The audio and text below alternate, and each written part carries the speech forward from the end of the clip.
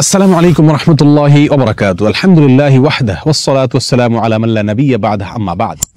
সুপ্রিয় দর্শক শ্রোতা ভাই বোনেরা, আজ আমরা এমন একটি জিকির, এমন একটি দোয়ার কথা বলবো যে জিকির এবং দোয়া জানে না এমন কোন মুসলিম পৃথিবীতে পাওয়া কঠিন।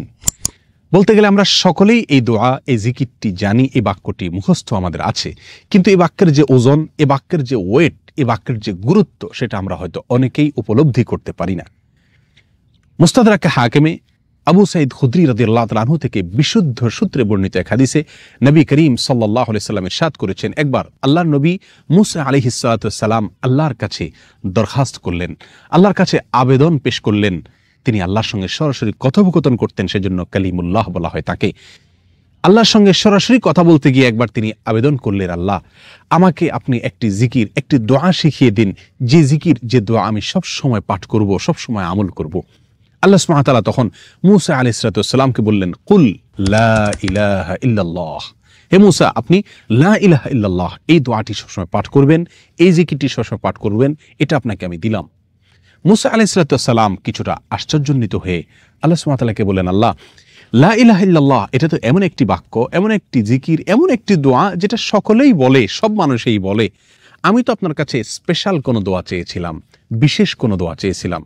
আল্লাহ সুবহানাহু ওয়া তাআলা তখন মূসা আলাইহিস সালাতু ওয়াস সালামকে বললেন, হে মূসা, যদি সপ্ত আসমান, সপ্ত জমিন এবং এই দুইয়ের মধ্যে যা কিছু আছে সব কিছুকে, আল্লাহর অস্তিত্ব ছাড়া বাকি সব কিছুকে যদি একটি পাল্লায় রাখা হয়, একটি হাতে রাখা হয়, আর লা ইলাহা ইল্লাল্লাহ এই বাক্যকে যদি অপর হাতে, অপর পাল্লায় রাখা হয়, তাহলে লা ইলাহা ইল্লাল্লাহর পাল্লা ভারী হবে।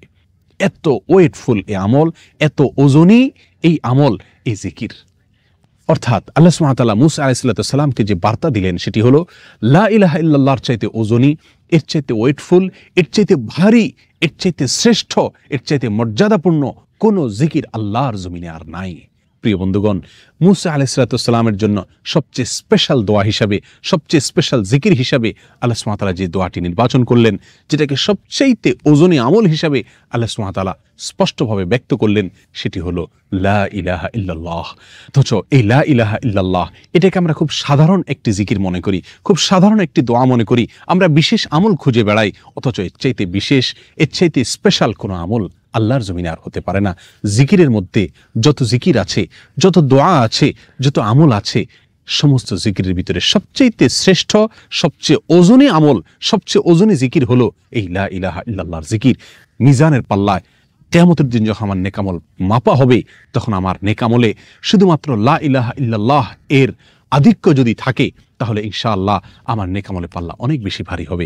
আসুন, চলতে ফিরতে, উঠতে বসতে, অবসরে, কাজের ফাঁকে সবসময় মুখ থেকে, অন্তরের গভীর থেকে লা ইলাহা ইল্লাল্লাহ উচ্চারণ করতে থাকি। অন্তর পরিষ্কার হয়ে যাবে, অন্তরের ময়লা দূর হবে, অন্তরের পেরেশানি দূর হবে, অন্তরে আল্লাহ সুবহানাহু ওয়া তাআলার প্রতি আস্থা বাড়তে থাকবে, ঈমান বাড়তে থাকবে।